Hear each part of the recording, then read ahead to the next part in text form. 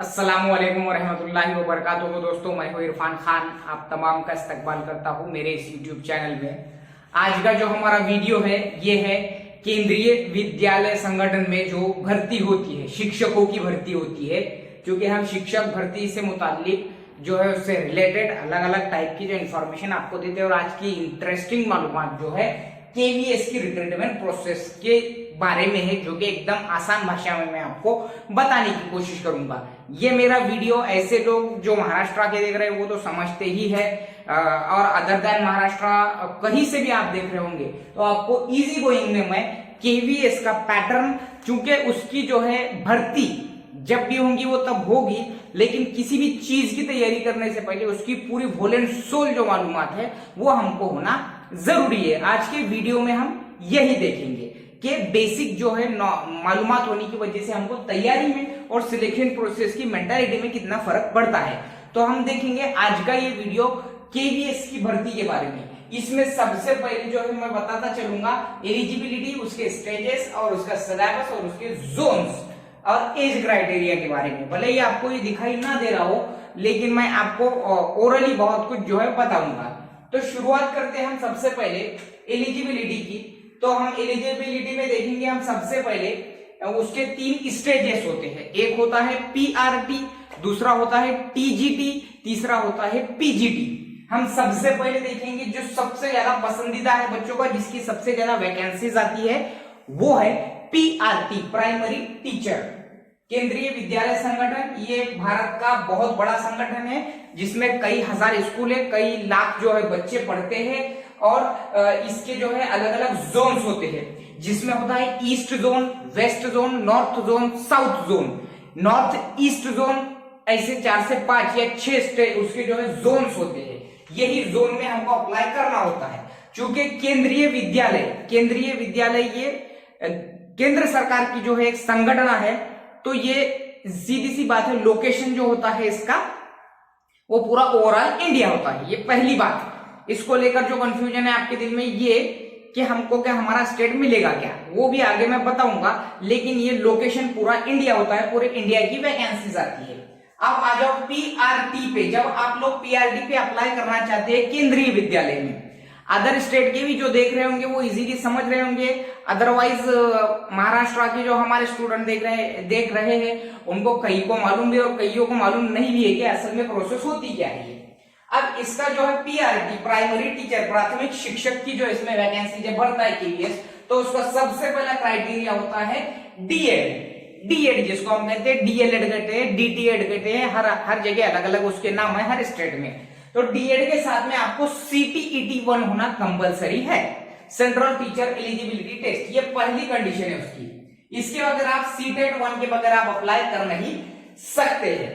तो डीएड के साथ में आपको सीटीईटी 1 का होना जरूरी है। उसके बाद में आ जाओ, आपकी जो उम्र है वो 30 साल होना चाहिए पीआरटी में जब अप्लाई कर रहे हैं आप। और जनरल कैटेगरी से, जैसा हम लोग हैं, हम ओपन वाले, तो ओपन कैटेगरी से अगर आप अप्लाई कर रहे हैं तो आपको 30 ईयर यानी कि 30 साल उम्र के होना जरूरी है, उससे ज्यादा नहीं। अदरवाइज ओपन में से जो ईडब्ल्यूएस है इसके बारे में कभी कोई भी खुलासा अभी तक नहीं आया है। उसकी वैकेंसीज आ रही है, लेकिन उसको सहूलतें जो है सेंट्रल गवर्नमेंट में एज रिलैक्सेशन से लेकर या फीस से लेकर दिख नहीं रही है, तो उसके बारे में अभी कंफ्यूजन है। अदरवाइज आप ओपन के अलावा किसी कास्ट से बिलोंग करते हैं तो आपको ओबीसी काउंट करता है, वहां पर आप किसी भी स्टेट के होंगे, आप किसी भी स्टेट की कोई भी कास्ट होंगी, लेकिन वहां पर आपको ओबीसी काउंट करता है। अदर देन एससी और एसटी, सिर्फ एससी और एसटी ही वहां काउंट होती है। तो अगर आप ओपन के अलावा होंगे तो आपको 35 साल जो है पीआरटी में उम्र मिल जाएगी। डीएड प्लस सीटीईटी 1 और ओपन वाले को 30 साल, कास्ट वाले को 35 साल, महिला है, लेडीज है तो उसको 10 साल एक्स्ट्रा रहते हैं इसमें, ओके, अपॉर्चुनिटी के लिए। ये भी बात समझ लो, महिला के लिए 10 साल ज्यादा। अब आते हैं हम पीआरटी के सिलेबस पे। तो पीआरटी के सिलेबस में हम देख सकते हैं कि सबसे पहले होता है पार्ट 1 हिंदी 10 मार्क और English 10 mark. General Hindi 10 mark, general English 10 mark. अब आ जाओ, इसका पार्ट 2 होता है इसी पेपर का, उसमें होता है पार्ट 2 में जनरल नॉलेज है, करंट अफेयर होता है 10 मार्क का। उसके बाद में आ जाओ रीजनिंग आ जाता है आपको, बुद्धिमत्ता 10 मार्क का, कंप्यूटर लिटरेसी 10 मार्क का पूछता है, पेडागोजी 20 और सब्जेक्ट कंसर्न पूछता है वो 80 मार्क। अब आ जाओ जो जनरल हिंदी और जनरल इंग्लिश का जो पार्ट है, पार्ट 1 10 और 10 20 मार्क का, ये एकदम नॉमिनल होता है, ठीक है। उसके बाद में पहले ऐसा होता था, ये 15-15 मार्क के होते थे और वो 15 और 15 30 में से हाफ मार्क लेना कंपलसरी था, यानी कि आपको पासिंग क्राइटेरिया रहता था उसमें भी, इसी उसके बाद ही वो आपका पेपर चेक होता था। अब ऐसा नहीं है, ठीक है। ये 10 हो गए जनरल इंग्लिश। अब आ जाओ पार्ट 2 पे, current affair and general knowledge जो रहता, ये रहता 10 मार्क का इसमें, और रीजनिंग नॉमिनल 10 मार्क का होता है।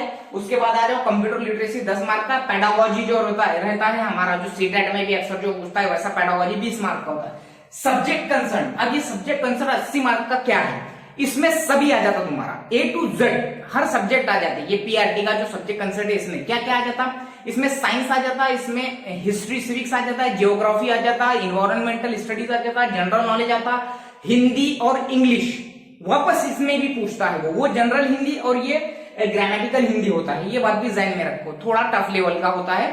तो सब्जेक्ट कंसर्न में पीआरटी में ये सब आता है, ओके। ये आप समझ गए होंगे, एलिजिबिलिटी भी समझ गए आप, और ये सब्जेक्ट कंसर्न का जो लोचा है ये, यानी कि आपको जब तैयारी करेंगे पीआरटी के, तो सब्जेक्ट कंसर्न में ये सब करना पड़ेगा आपको।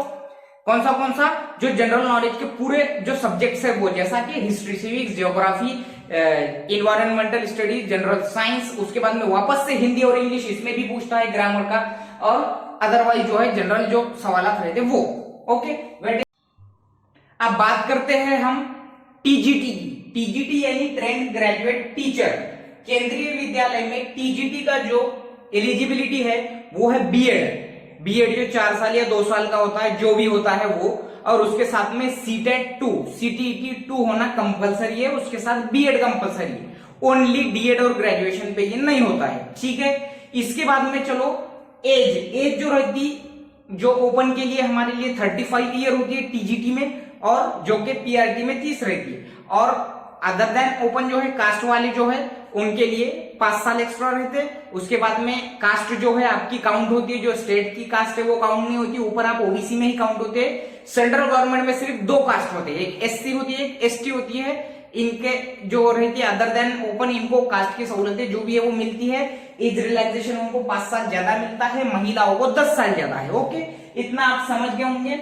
उसके बाद में आ जाओ, इसमें वेटेज ज्यादा है सब्जेक्ट्स को। अब आ जाओ यहाँ पर टीजीटी में, सबसे पहले मैं अगर ज्यादा वेटेज की बात करूं तो जनरल नॉलेज और करंट अफेयर में को 40 मार्क है। जनरल नॉलेज और करंट अफेयर को 40 मार्क है। पेडागोजी 40 मार्क की है, पेडागोजी 40 की है, रीजनिंग 40 का है। यहाँ वेटेज बढ़ा दिया उसने क्योंकि ये ट्रेंड ग्रेजुएट टीचर है, इसका पेपर है, इसलिए यहाँ ये वेटेज बढ़ गया। बाकायदा इसका मैंने पेपर दिया वो 2 बार। तो टीजीटी जो है लेवल टफ है, और 2018 में सिलेबस जब चेंज हुआ था तो इस टाइप का हुआ था।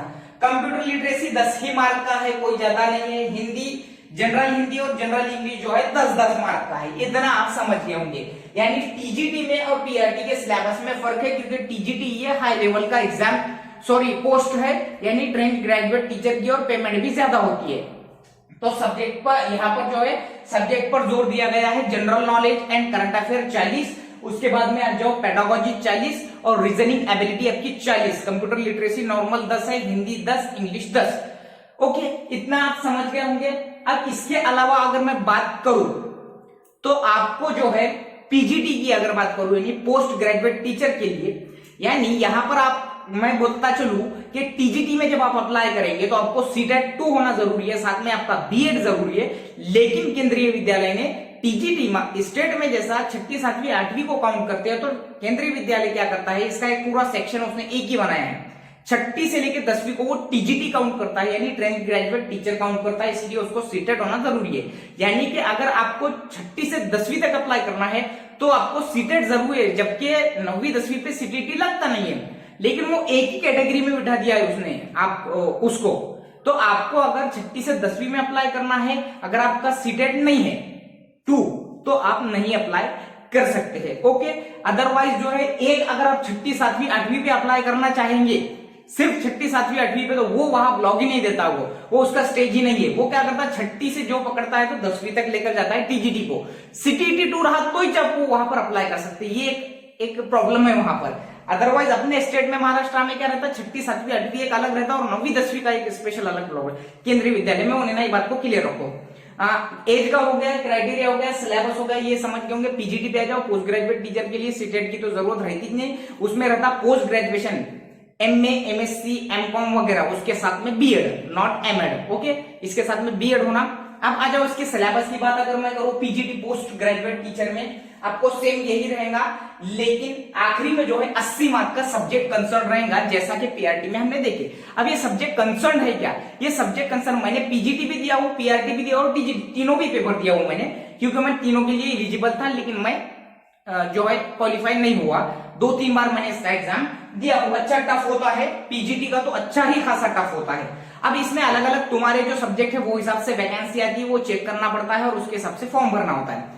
अब इसमें जो है सब्जेक्ट कंसर्न 70 मार्क में, पीजीटी में 70 मार्क में ऊपर का सब आ जाता है। जनरल नॉलेज भी रहता है, जनरल हिंदी इंग्लिश भी रहता है, रीजनिंग भी रहता है, कंप्यूटर भी रहता है। लेकिन 80 मार्क में सब्जेक्ट कंसर्न आता है, यानी कि तुम जिसमें है, यानी कि जैसा एमए इंग्लिश है, एमए हिस्ट्री है, पॉलिटिकल साइंस है, सोशियोलॉजी है, हिस्ट्री है, सिविक्स है वगैरह वगैरह, या फिर एमएससी है, एमकॉम है वगैरह, तो ये सब्जेक्ट कंसर्न 80 देता है। वो 80 में आपको सभी देता है, आपके सब्जेक्ट का भी देता है जो इसमें आप करे हुए हैं पोस्ट ग्रेजुएशन, और उसके अलावा जनरल नॉलेज, जनरल साइंस, इसके अलावा हिस्ट्री, सिविक्स, ज्योग्राफी वगैरह वगैरह। लेकिन आपका जो सब्जेक्ट है पीजी में, उस पर आपको कमांड होना जरूरी है। अब ये हो गई बात रिटन एग्जाम की। अब पीजीटी, पीआरटी और टीजीटी आपके समझ में आ गया होगा। इसके बाद में आ जाओ, इसकी जो है जोन होते हैं। अब ये जो जोन है, सिलेबस समझ में आ गया आपको, स्टेजेस समझ में आ गया, अब जोन आ जाओ। ये 6-7 जोन जो होते हैं, यानी कि आपने अब ये रिटर्न दे दिए, उसके बाद में आपको जो है आपका जो वेटेज होता है, इसमें जो वेटेज होता है, यानी सिलेक्शन क्राइटेरिया में आपका जो वेटेज दिया जाता है, सिर्फ रिटर्न पर आपका सिलेक्शन नहीं होता। तो 85% जो है रिटर्न और 15% इंटरव्यू को वेटेज है। ये बात ध्यान में रखो, 15% इंटरव्यू को वेटेज है और 85% आपके रिटर्न एग्जाम को वेटेज है। यानी कि आपके 150 में से पहले मेरिट लिस्ट लगती, 150 में से मेरिट लिस्ट लगती, जो भी आपका 150 का रिटर्न आप दे रहे। यानी कि मिसाल के तौर पे 2018 में जो ओपन की लिस्ट गई थी पीआरटी की, अगर मैं बात करूं, पीआरटी में 95 तक गई थी और ओबीसी आई थी 94 पे। ओके, अब अगर आप रिटर्न एग्जाम में मेरिट से 10 या 12 मार्क ज्यादा ले लेते हैं, यानी आपको 105 या 107 है, ऐसा समझ लो 105 है, यानी और मेरिट क्लोज हो गई 90 पे और आपको 105 है, तो यहाँ आपके चांसेस बन जाते हैं, आप इंटरव्यू के लिए तो सिलेक्ट हो जाते हैं। लेकिन वहां पर जो है, जब इंटरव्यू में जाते हैं, अगर आप एकदम किनारे पर आकर मेरिट लग गई, 95 आपने लिए, तो आपको वो टफ करेंगे इंटरव्यू में। ये बात भी एक उनकी ये जहानत रहती है, साइकोलॉजी, ये बात समझो। तो ये 85% हो गया, ये 15% इंटरव्यू में आपको, यानी रिटर्न में ज्यादा से ज्यादा अगर आपने लिए तो बहुत ज्यादा फायदा रहेगा। इंटरव्यू 60 मार्क का होता है, इंटरव्यू 60 मार्क का होता है, 15% वेटेज है इंटरव्यू को। लेकिन आपने अगर रिटर्न में ज्यादा मार्क लिए तो आप ऐसा समझ लो कि अच्छे खासे सेफ हो जाते वहां, लेकिन इंटरव्यू अच्छा खासा टफ लेते हैं वो। मैं एक ही बोलूंगा, एकदम प्रेजेंस ऑफ माइंड, हाजिर जवाब जो रहता है वो उस इंटरव्यू में बहुत सक्सेस हो सकता है। आपकी बोलचाल, आपका ढंग, आपका सलीका, आपकी जो प्रेजेंस ऑफ माइंड है, ये तमाम चीजें, आपकी एक्टिंग स्किल्स, आपकी डांसिंग स्किल अगर रही तो वो भी बता सकते हैं। उन्होंने जो बोले वो, उसके बाद में लेसन वेसन जो रहता वो डेमो जो बोलेंगे वो लेना पड़ता।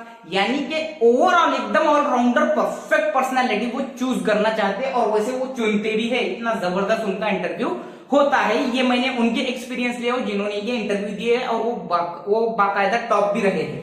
ओके, तो ये रहा उसकी चीज जो मैं आपको बोलना चाह रहा हूं, यानी कि 15% ऐसा इंटरव्यू होता है। तो अब जो है जितनी वैकेंसी वैसी वो मेरिट होती है, जैसा पेपर वैसी मेरिट होती है। ऑफलाइन जो है पैटर्न से ये एग्जाम लेता है, ऑफलाइन तरीके से एग्जाम लेता है। अब इसके बाद में आपको जोन, यानी कि प्रेफरेंस भरने के लिए, प्राधान्य भरने के लिए आपको जोन बोलते हैं कि भाई आप, जैसा अपना महाराष्ट्र वेस्ट जोन में आता, तो अपन क्या करेंगे, सबसे पहले वेस्ट जोन डालेंगे। 5-7 जोन जो है जितने उसमें स्टेट आते होंगे अपने 29 समथिंग जो 28 स्टेट है, तो वो आते होंगे, तो वो ऐसे जोन के हिसाब से देखकर, यानी मैं वेस्ट जोन क्यों चूज करूंगा, क्योंकि महाराष्ट्र को लग के जो है गुजरात है, गोवा है, दादर नगर हवेली है, उसके बाद में मध्य प्रदेश है और अपना महाराष्ट्र है और एक राजस्थान अपने जोन में आता। ओके, तो ये जोन रहते हैं अपने, ये अपने नजदीकी। लेकिन तुम्हारे मार्क के हिसाब से, तुम्हारे मेरिट के हिसाब से तुमको तुम्हारा स्टेट मिलेगा ये गारंटी नहीं है। ओवरऑल इंडिया लोकेशन है। आपका प्रोबेशन पीरियड जो होता है 2-4 साल का, वो करके आप वापस स्टेट में आते हैं, लेकिन पूरी लाइफ जो है इसमें इंडिया भर में आपको घूमना होता है। इस बात की गारंटी नहीं कि आप लाइफ टाइम एक बार 5-7 साल बाहर निकाल के आ गए तो आपको यहाँ भले ही आपके स्टेट में आपको घुमाएंगे या फिर अदर स्टेट में भी, पूरे ओवरऑल इंडिया में इसको में घूमना पड़ता है। ठीक है, वो कोई भी स्टेट हो सकता है। और जो है इसका ये तरीका होता है, आपको समझ में आ गया होगा कि क्या होता है केंद्रीय विद्यालय का तरीका। सिलेबस को भी बहुत आसान भाषा में मैंने समझाकर बताया है। आपको ये वीडियो कैसा लगा, आपके ये समझ में आया क्या, आपको तैयारी में इसका क्या फायदा होगा मैनेजमेंट का पढ़ाई के लिए, मुझे जरूर कमेंट बॉक्स में बताइए। अगर आपको अच्छा लगे तो मेरे चैनल को सब्सक्राइब करें, उसके बाद में आप लाइक भी करें और कमेंट बॉक्स में भी बताएं। अस्सलाम वालेकुम।